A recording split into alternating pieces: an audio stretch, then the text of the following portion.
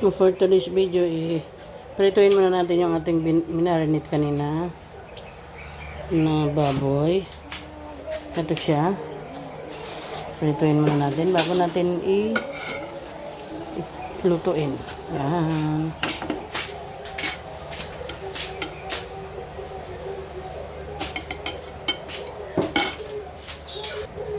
Ngayon mainit na, ikukot na natin siya dito. Yan, kailangan mo natin prituin siya. Masarap kasi pag piniprito muna.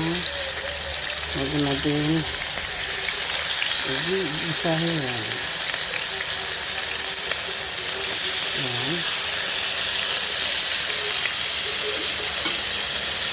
Yan, yung ating piniprito. Tingnan natin. Balik na rin natin siya. Pero ako kasi mga kakuking, itong stick na ginagamit ko ay tawag dito. Hindi ko masyadong pinasasayad sa aking ceramic non-stick. Para naman hindi siya magasgasan.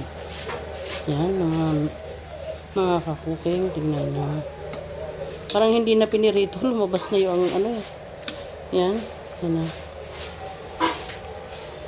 Tayo lang tayo. Yan, luluto tayo ng pork stick sa pork stick na dahil luto na. Aunin natin. Yan.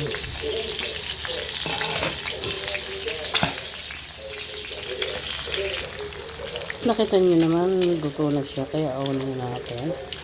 Nakita nyo, gusto po inang. Ha?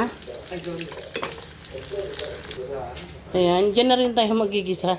Sabihin nyo, ang itim naman yan. Dyan na tayo magigisa. Ayan natin yung bawang. Dyan na yun eh. Hindi naman masyadong sunog. Pero non-stick naman yan. Ay, grabe ang itim. Sabihin na, hindi, masarap yan. Huwag maingay. Ito eh, babalik na natin yung ating pinirito kanina. Babalik na natin. Yan mga kakuking, ganyan. At yan ang kumulo na. Ilalagay na natin yung ating pinagmarinitan kanina. Ilalagay na natin para masarap siya. Yan. Kita nyo naman.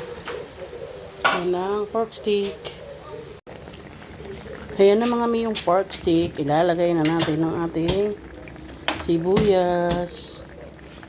Yan na.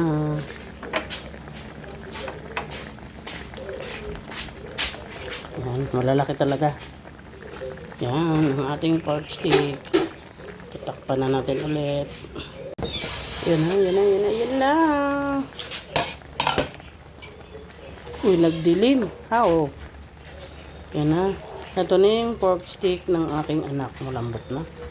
Ay, yummy na. Aunin na natin sa kahirapan. Yan na. Done na. Ito na mga kakuking yung ating pork stick na liempo. Ayan. Hapunan. Yan na po.